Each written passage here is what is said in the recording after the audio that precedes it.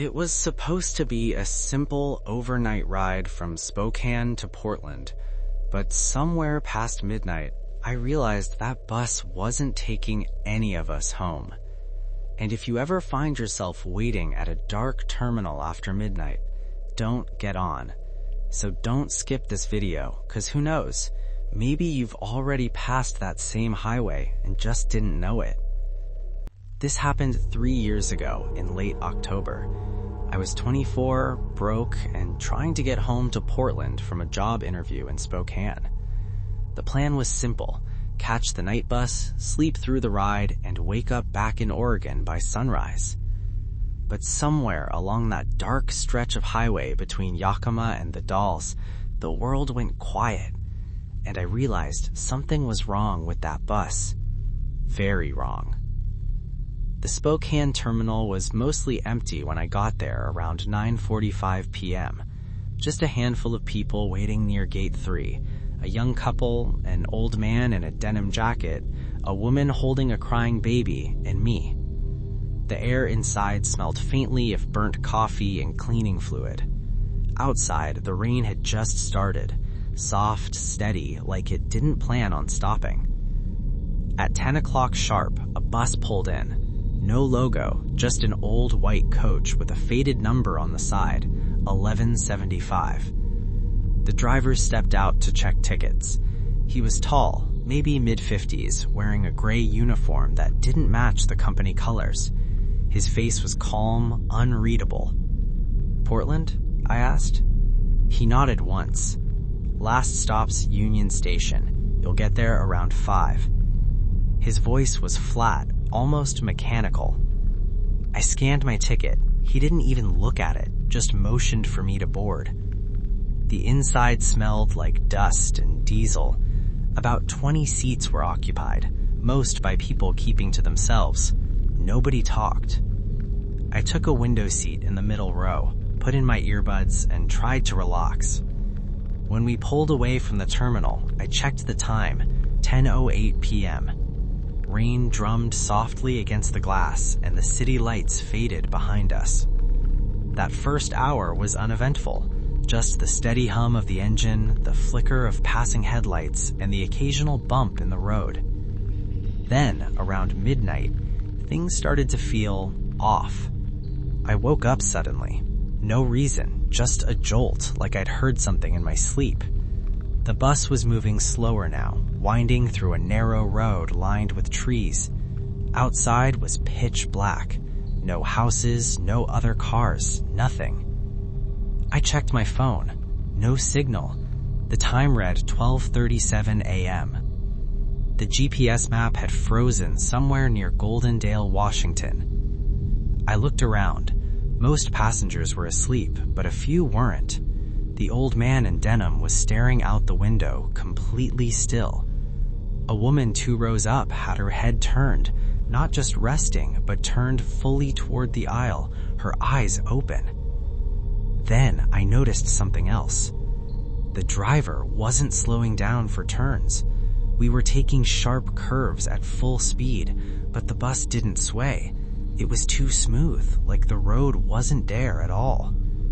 I leaned over to the man across the aisle. "Hey, excuse me, do you know where we are?" He didn't move, didn't even blink, just stared forward with this blank expression, hands gripping the seat in front of him. That's when I realized nobody was blinking. I thought maybe I was dreaming. You know that fuzzy, unreal feeling you get when you wake up too fast? It felt like that, but heavier. I tried focusing on the small things, the faint vibration in the floor, the flicker of the overhead lights, but every sound felt wrong. No coughs, no rustling bags, just the hum of the engine. I got up and started walking toward the driver. "Hey, sir," I said quietly. No response. I got closer, about 2 seats behind him. His head didn't move.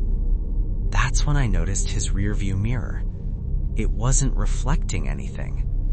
I could see the mirror's surface, but not myself. Just darkness. My stomach tightened. "Hey, can you hear me?" The driver's hand moved suddenly. He reached up, grabbed the rearview mirror, and twisted it sideways. And for a split second, just before the glass tilted, I saw something behind me. Someone standing in the aisle. When I turned around, the aisle was empty. I stumbled back to my seat, breathing hard. Outside, the rain had stopped, but the window beside me was wet. From the inside, someone had drawn on the glass 3 words: "Do not talk." The letters were streaked with condensation, dripping down like tears. I looked up and saw movement a few rows ahead. The woman with the baby was gone, but the baby carrier was still there. The blanket was shifting slowly, like something inside was breathing. I couldn't take it anymore. I walked toward the emergency exit door, heart pounding. When I pressed the latch, it didn't budge. The sign above it said manual override, but the screws were missing. It was sealed shut. I turned back to the aisle. Every passenger was now facing forward, perfectly straight, perfectly still. And then, one by one, their heads began to tilt. Not all at once, but slowly, deliberately, toward the windows, until every face was pressed against the glass, staring into the blackness outside. I wanted to scream, but no sound came out. That's when the bus lights flickered and went out. The only light came from the dashboard glow at the front. I could barely see, but I knew I wasn't alone. Footsteps moved down the aisle, soft, careful, deliberate. Someone or something was walking toward me. I crouched down between the seats, holding my breath. The footsteps stopped right beside me. For a long moment there was silence. Then a voice, low, calm, familiar. "You shouldn't be awake." It was the driver, but he wasn't in his seat. He was standing 2 feet away, his head slightly tilted, his eyes completely black. I couldn't move. He knelt slowly, face inches from mine, and whispered, "This isn't your stop." Then everything went dark. I woke up to sunlight hitting my face. The bus was parked at Union Station, Portland, empty. No driver, no passengers, just me. The clock on the dashboard read 5:12 a.m. My phone buzzed. No missed calls, no messages. The last location ping still showed Goldendale. When I got off, I looked at the bus number. It wasn't 1175. It was 2134, a completely different coach, different company logo, freshly washed. A security guard saw me standing there and asked if I was okay. I told him I had just gotten off the Portland night bus from Spokane. He frowned. "Kid, that route's been canceled for months. They stopped running overnight trips after an accident last year." "Accident?" I asked. He nodded. Driver fell asleep at the wheel. Whole bus went off the road near Yakima. Everyone died. When I got home that morning, I checked online.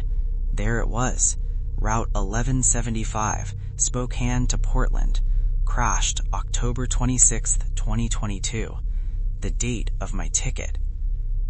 Every now and then, I still wake up in the middle of the night, heart pounding, throat dry, and hear that same low hum, that same rain on the window. And sometimes when I drive late along the interstate, I'll see a pair of headlights behind me, always the same distance away, never passing. If I pull over, they disappear. But once, just once, I caught a glimpse of the license number, 1175. I don't take buses anymore, and if you ever find yourself standing at a dark terminal in Spokane after midnight, and a plain white coach pulls up, no logo, no sound except the rain, don't get on.